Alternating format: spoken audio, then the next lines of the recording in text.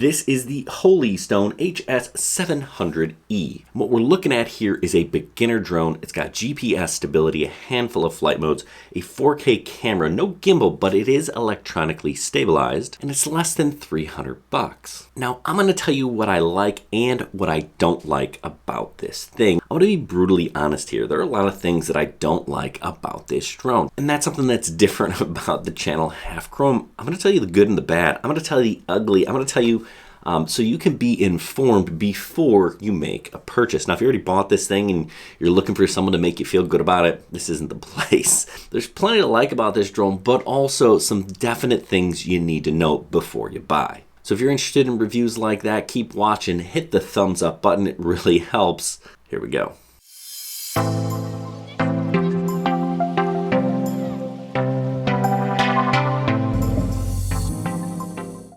So let's start with the positives, and one of the things I do like is the whole package, right? You get a lot when you buy this drone. You get this really pretty nice carrying case and 2 batteries. Now you get about 23 minutes of flight time. That's what the manufacturer said. Really, you're gonna get about 18 minutes or so per battery. So you got 40 minutes of flight when you buy this kit, and that's a really nice deal. The remote is compact, easy to use, folds up, but the drone does not.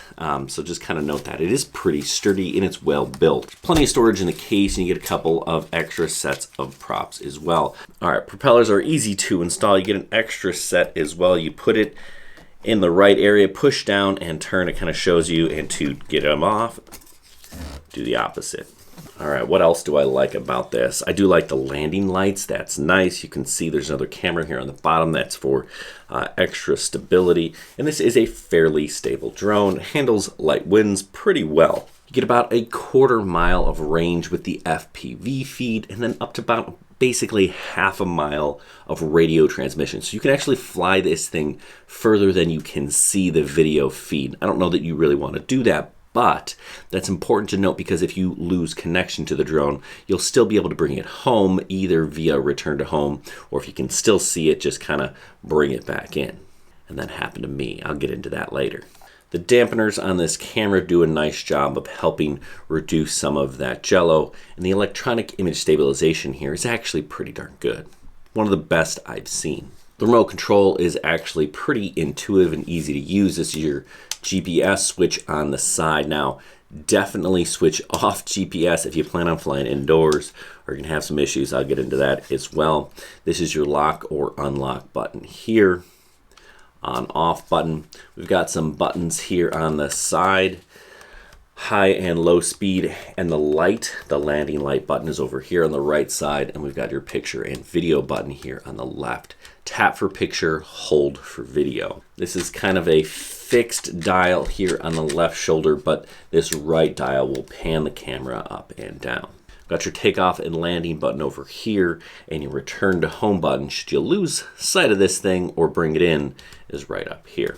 Okay, so what don't I like about this drone? Well, for starters, at $270, okay, so you kind of have to take what I just said with a grain of salt. When they gave me this drone, it was selling for $270, but it was just listed at $240, and that's before the 5% off code that I have. That puts it less than $230, and that's different, right? That's vastly different pricing than I was given. So, kind of think about where is it in terms of pricing. There's a link down below where you can kind of check all of that out, but that absolutely is important and matters here when you're thinking about, is this worth your money? I think that's a little pricey. It's not outrageous by any means.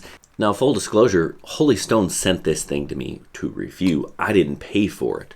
That's because I wouldn't have bought this drone at that price point. Now, if you really like this drone and you're thinking about buying one, I've got a coupon code down below. It's 5%, so that knocks the price down to about $250. And at that price point, I would maybe consider it.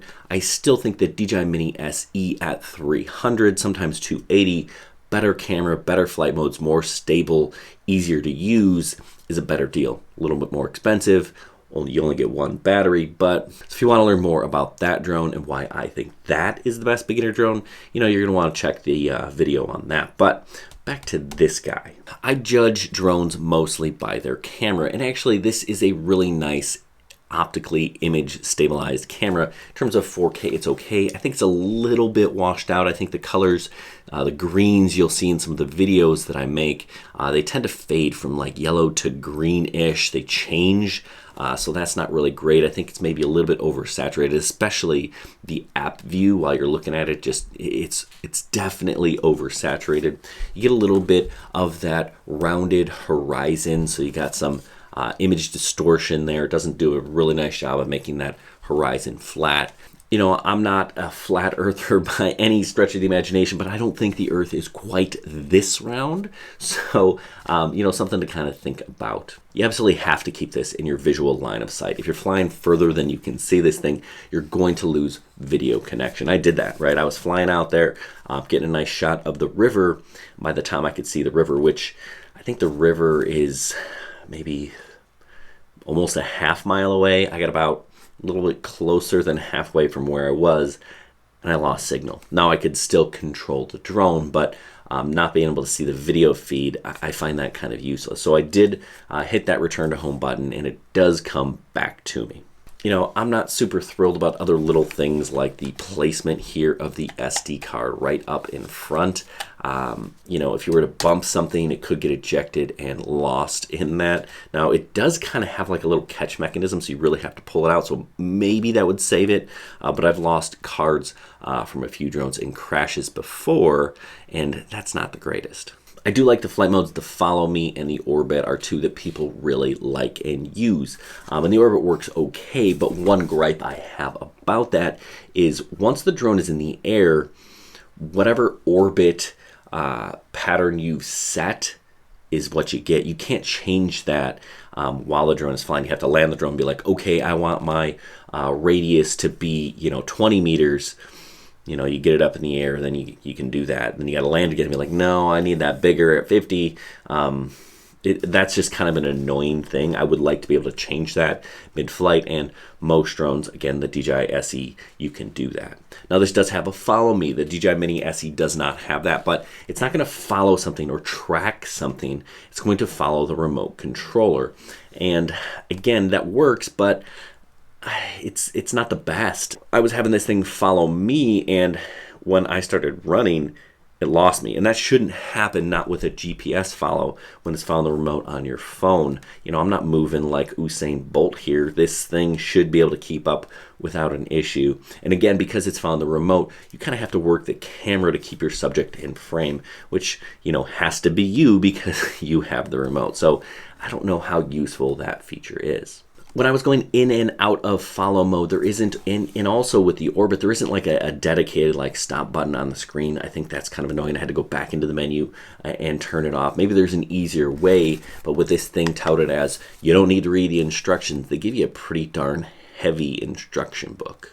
I mean, look at this thing. It's like a novel. That's a lot.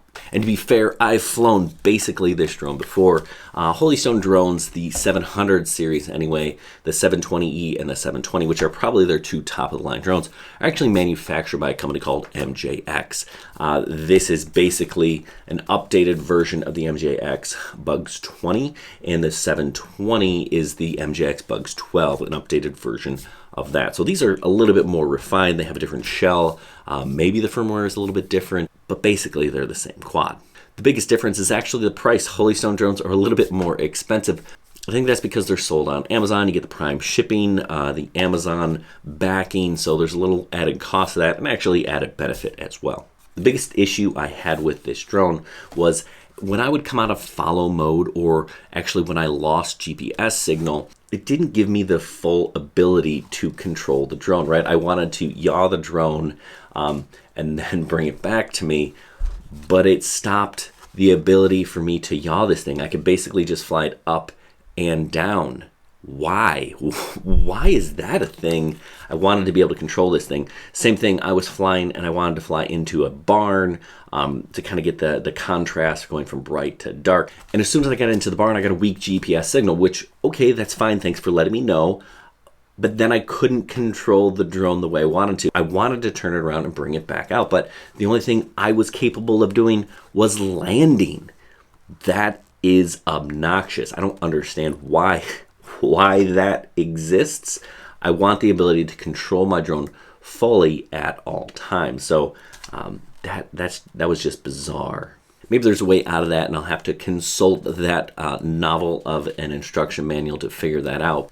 But for a drone that says it's extremely user-friendly, there is no need for complicated preparation work before each flight, you do need to read the manual for this thing. Sorry. So at the end of the day, would I recommend this thing? $250.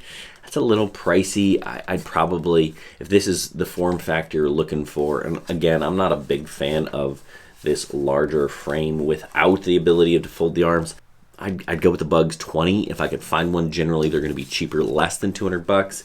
Probably have to find it from like Banggood, which means the shipping will be longer. You know, if you need this right away, $255-ish with the coupon code that I have down below. But I'd still probably just go with the DJI Mini SE. It's a better drone. It's just better, guys. It really is. The camera is better. It's more stable. It's more compact. There's a whole lot to like about it. It's sub 250 grams, so it's not subject to remote ID or FAA registration. Yeah, I don't know. This one is. You got to register it for sure. It's definitely over 250 grams. Anyway, this is exactly what I thought it would be. An MJX Bugs-ish clone that's okay. That's what this is. It's just okay. If that's what you want, pull the trigger. Description down below. It's an affiliate link. It helps support this channel. If you don't know what an affiliate link is, it's a link that I put to Amazon so you can purchase this or anything else, and it sends a little commission our way. It doesn't cost you a thing, but it really does help support the channel so we can keep making videos for you. Hope this was helpful. Good luck, everyone, and happy flying.